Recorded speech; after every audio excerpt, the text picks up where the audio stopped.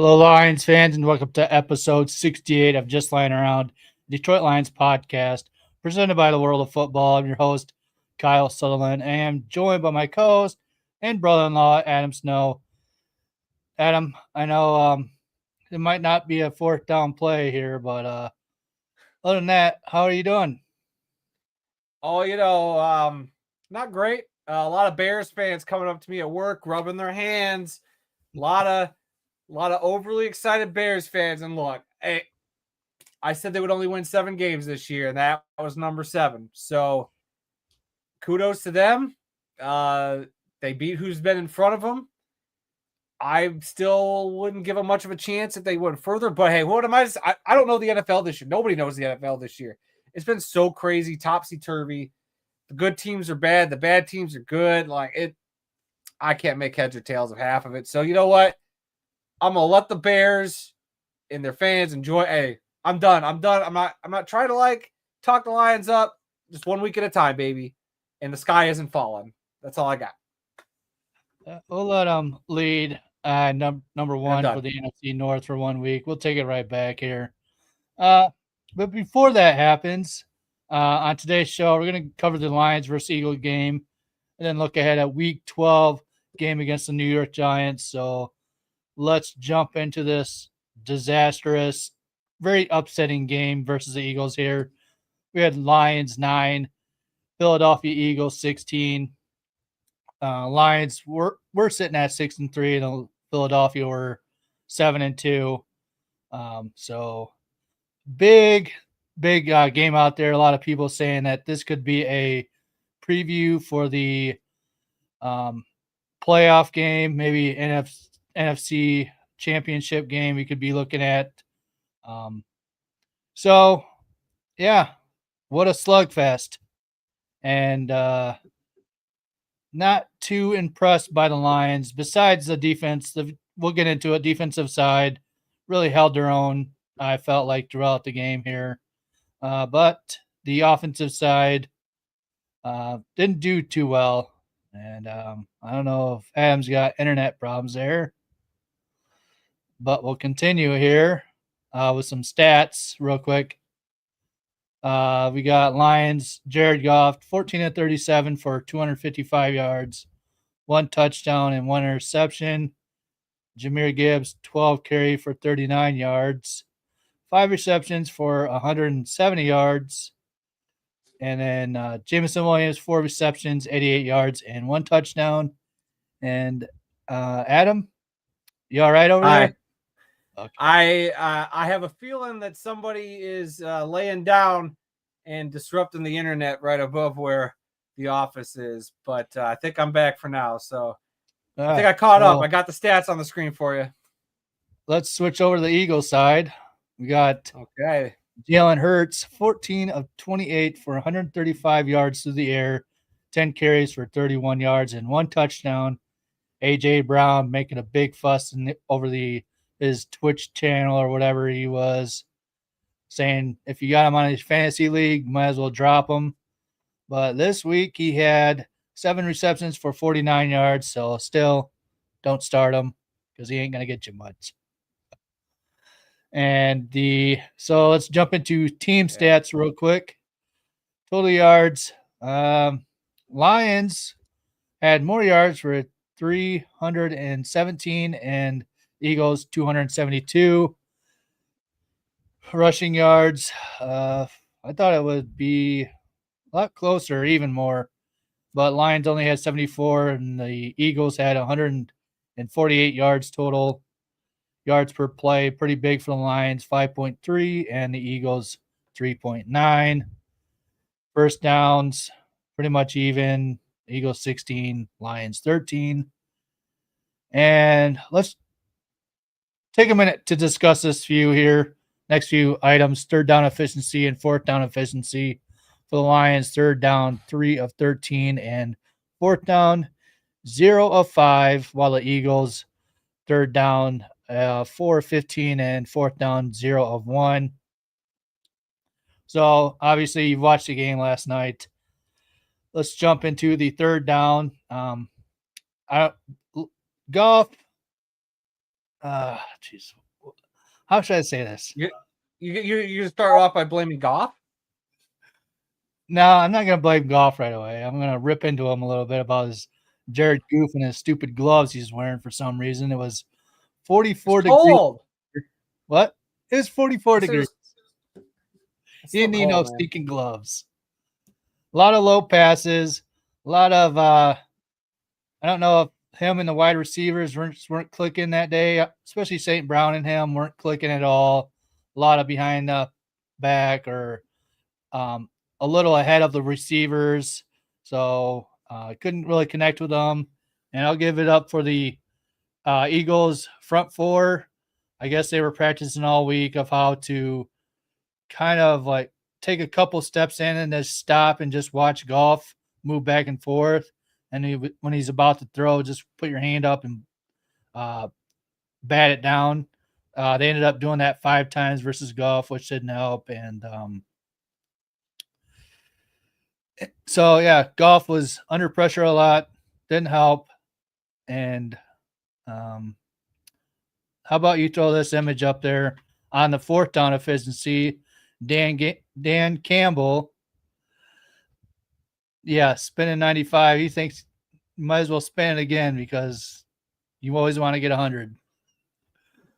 So I'll Oh my God. Okay. I'll let him pass on like 2 of those 4th down tries, but I feel like 2 or 3 other ones he should have punted the ball away, given the defensive side of the Lions a chance to stop the Eagles and their make them punt and give Lions better field position. What do you think about that?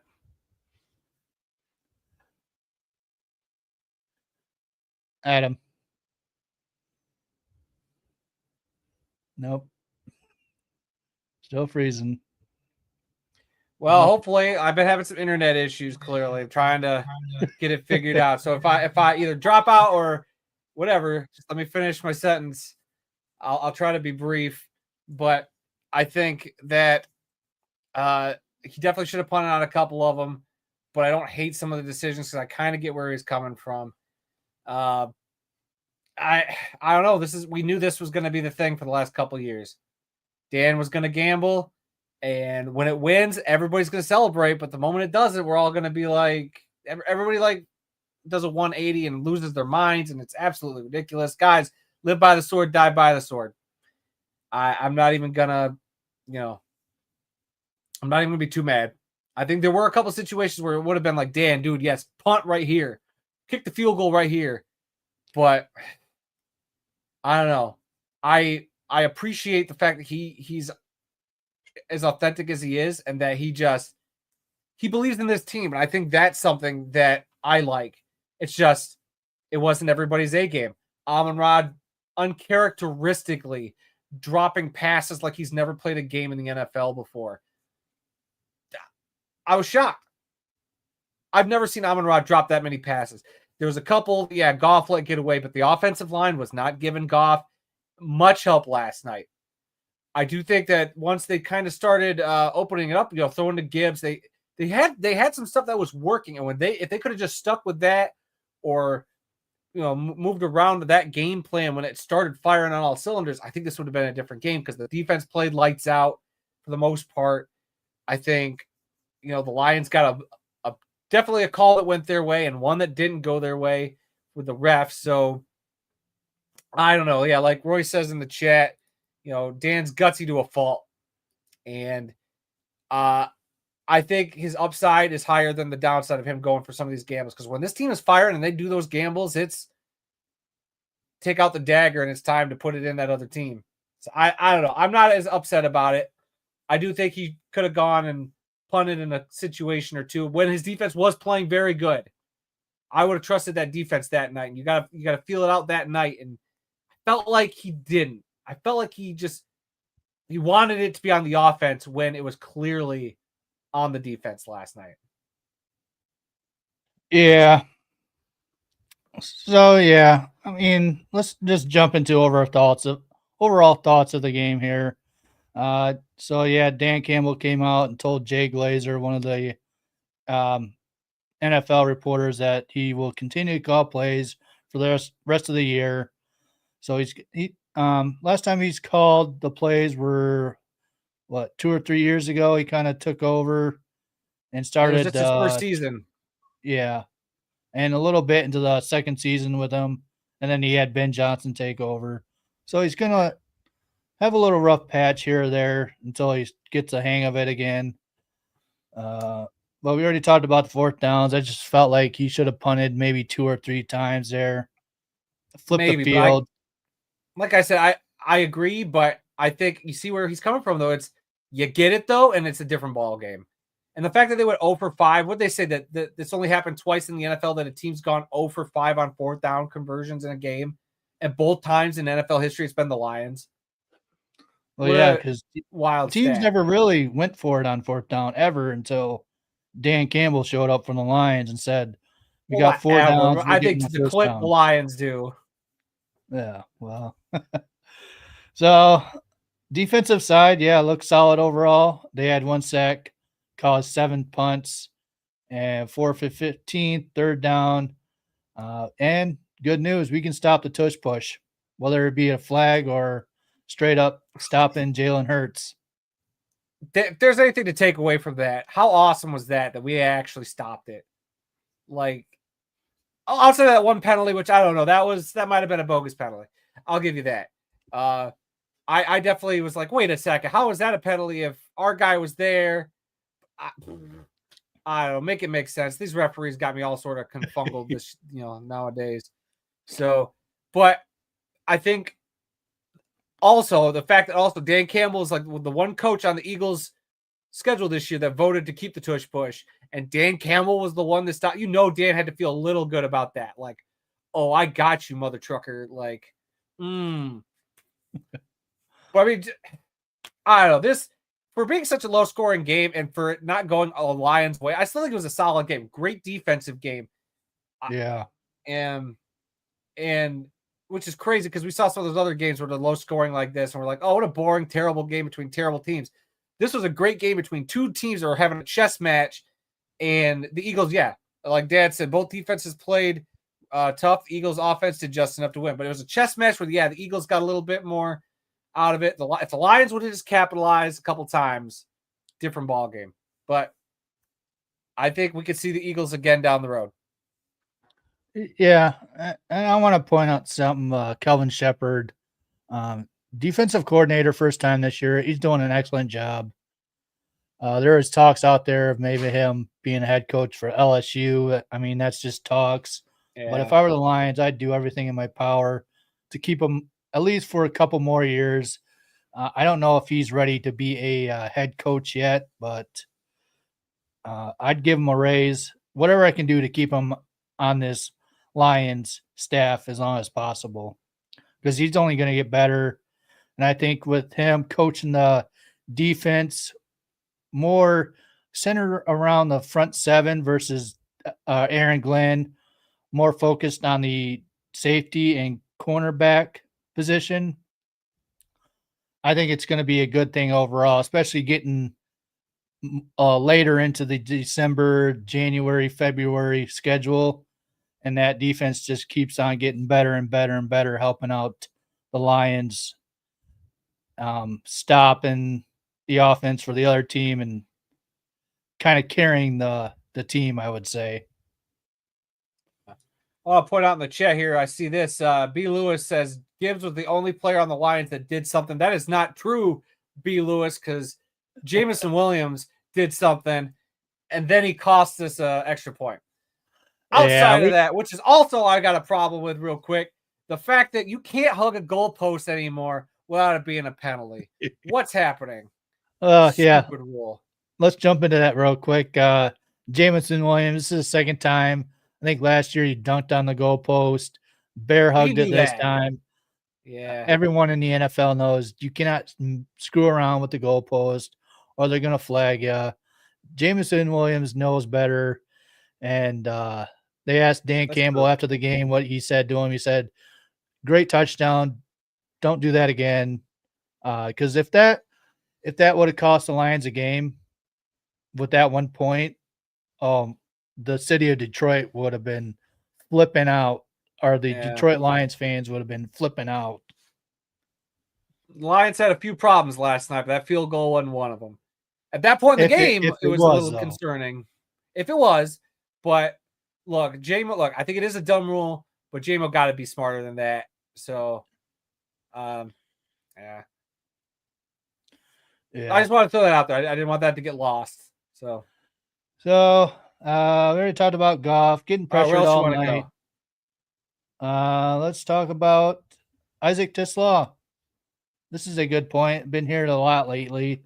So last draft, Brad Holmes spent 3 third-round picks to move up to get Isaac Tisslaw, and still, after 11 weeks, we have not seen a Tisslaw coming out game, getting the ball thrown to him more than once, maybe.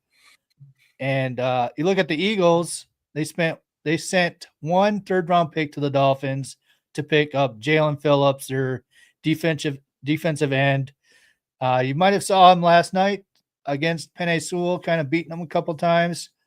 So I think Brad Holmes really needs to stop going for these crazy picks and spinning these crazy or moving up all the time or moving down or whatever. He's got to really start thinking about these later draft picks. Kyle, I would like to point out that Brad Holmes is playing chess, not checkers.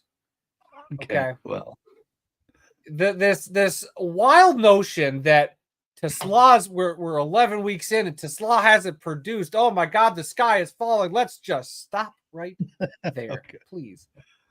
Remember when Gibbs got drafted and everybody said he's not producing enough? They're not giving him the ball enough. Why aren't we seeing him more? Like, the Lions have a plan between coach, GM, and what they're doing with these players. Tesla's getting brought along. Let's just all chill out. But he spent 3 third-round picks. Has his role. Whoop-de-doo. I don't care if he spent 4 Happy Meals and a box of clams down at the Clam Shack. I don't give a rip. He will come along when he comes along. And people need to stop freaking out because you know who else is in that wide receiver room? Yeah. Amon-Ra. You got Jameson. I think Khalif Raymond. He's still got some pop to him. And then you got a couple of really good tight ends that can make catches. And Dan Skipper, God willing, sometimes when they throw him out wide. So they got guys who can go out there and make plays. There's no reason for Tesla to all of a sudden have all this pressure thrust on him. Like, why isn't he getting in there? I'd love to see him more. But I want that narrative out of here that, like, oh, he's not getting in there enough. Oh, my God. We wasted all these picks on a guy. It's settle the heck down. Everybody needs to just stop. How about this?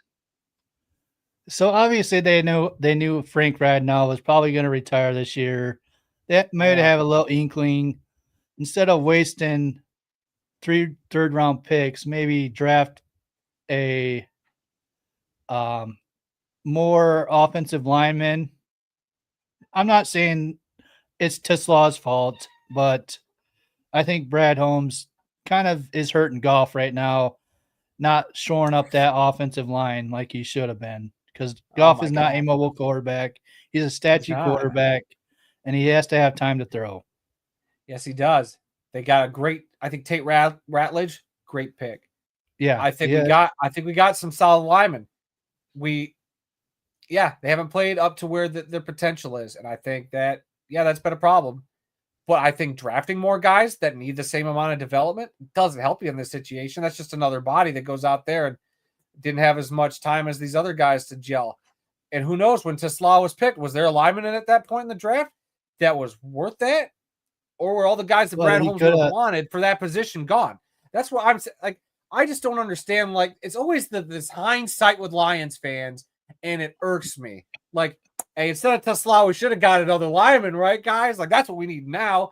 Gee, if the foot was on the other shoe, if the shoe was on the other foot, and it was, oh my God, guys, we drafted this lineman, he's not playing, but you know what we really need? We need a number 3 wide receiver, guys. Why didn't Brad Holmes go out and spend the draft capital on a receiver in the 5th round or whatever. Like, hindsight's 2020, guys. We all need to settle down. Like, I don't think it's that big of a deal right now.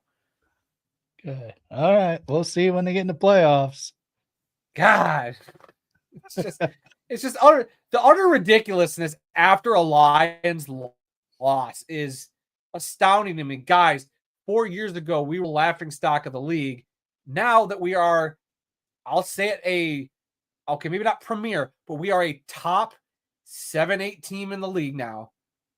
Like, just from perception, like, the moment something bad, like, it's like they're expecting to go 15-2 every year. Guys, that's not realistic. We've been saying that for a while.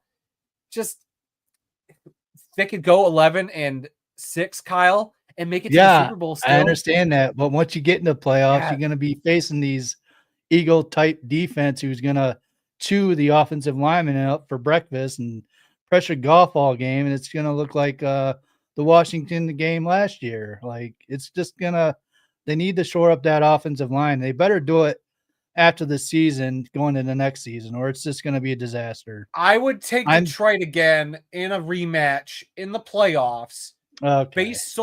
Based solely on this fact, Kyle, that the Lions are, and Dan Campbell especially, is pretty good when it comes to a rematch that they've lost previously. They come for blood and they attack it just the right way, it seems like. 9 times out of 10, it feels. Tell me I'm wrong. Yeah, for the next week. In a rematch game that the Lions have lost previously, they come back. Maybe they don't pull it out exactly, but they don't play that same way. And what about the game after that? What about the game after that in a playoff game? It's a win it or lose. But when the playoffs roll around, Kyle, you got an Eagles team that beat you. You'll probably have a Rams team that beat you, and maybe you'll have a Bears or a Packers team that beat you. You got to get through those 3 teams to get to the Super Bowl this year. And what are they going to be hungry for? Yeah, they're going to a little bit of revenge. 3 heaping plates of revenge all the way to the Super Bowl where they go up against the Kansas City Chiefs. There you go. I hate to break it to you, but I ruined it. Sorry. The Chiefs aren't going to make the playoffs. It came early. All right. I'll take that bet. I know it doesn't look good now. I don't bet against the Chiefs. Okay. Anything else you want to add to this game? Nah, look. Stop Sky is Falling and trust Dan Campbell. We'll bounce back. That's all I got. Yeah, I agree to that. I think Dan Campbell is gonna look at this game. I think all the players are gonna look at this game and learn a lot from it and overcome it. And I think I'm not gonna say they're gonna go. What are they? 6-3 right now. 6-4. 6-4. So they're probably gonna lose a couple more games, but yeah, they're definitely gonna get in the playoffs. So let's move on to the next game here. Lions versus Giants, Week 12, Sunday, November 23rd at 1. So yeah, I think this game is what I'm looking for is what the Lions learned from the last game. I think it's time for that O-line to be more consistent from week to week. Stop doing these 1 week offensive line is great. Next week they kind of look like crap. The week after that, they look great. It's time to put everything, what they learned, and put it into play and get that running game started. Especially, we need to see Jahmyr Gibbs and Montgomery start running like they did a couple games ago. And other thing is, so the Lions defense had a great game against the Eagles. Really, if Dan Campbell would have flipped the field, I think we would have been talking differently. Lions coming out a win. Obviously, Dan didn't do that, so kind of gave the Eagles an edge there. But hopefully we will have Terrion Arnold, and it sounds like we will have DJ Reed back for this Giants game. So more reinforcements coming, and I think the Lions should hopefully blow out the Giants in a comeback game and continue to carry that momentum. Well, I always hesitate to say blowout in the next game. Hopefully the Lions can handle the Giants. That's they haven't lost back to back. Again, we can go through that whole spiel. But this is a very interesting stretch coming up, as even Randy, Dad, put it in the chat. Detroit has 3 straight home games against winnable opponents. They will go a long way towards putting the Lions back in a solid playoff position. I think this is a perfect stretch for the Lions to get right. You get the Giants at home, then you get the Packers in a revenge game, and then you get Dallas a week later at your home place too. I think they need it. I think you get a few games to get that rhythm down, and on top of it, you get like a little mini bye after the Dallas game. So that'll take you into who do they have after that? Isn't it the Rams or Steelers? I forget their schedule, but either way, I mean, they're going to have some tough opponents down the stretch, and I think that'll hopefully give them some momentum to wrap up the season, and we'll see. I'm not losing sleep over it. Yeah. So yeah, anything else we want to add, or let's close this out?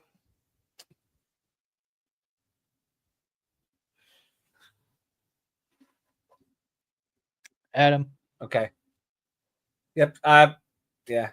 Internet's being crappy, so I'm just leaving it to you. All right. So that's the end of the show for this week. If you enjoyed it, be sure to come back. How could they enjoy it when I've been? God, I hate this. I'm gonna have to figure something out. It's always when we do this show. I don't think I've had as many issues as with this show. Might be the time we do it. I don't know. But yeah, anyways, make sure to visit the World of Football website, www.theworldoffootball.com, for news, links, upcoming events, and original articles, videos, and more. If you want to get in touch with them, send an email to info@theworldoffootball.com, or you can contact Randy or Adam by either liking the World of Football on Facebook or following the World of Football on X account. All that information in the description below. And make sure you check out their flagship show, This Week in the World of Football. Every Tuesday, new show comes out. Doing a lot more live shows, so make sure you're online watching that every week. Good stuff there. And they just started a new show with the Arena Football League with the Michigan Arsenals. They just dropped an episode there. Check that out. Good stuff. And yeah, sky's not falling. Lions are still ahead at 6-4. Should be an easy game coming up, and hopefully they come out with a win, and we should have another live show after that game, hopefully. But yeah, until then, thanks for watching, and remember, go Lions.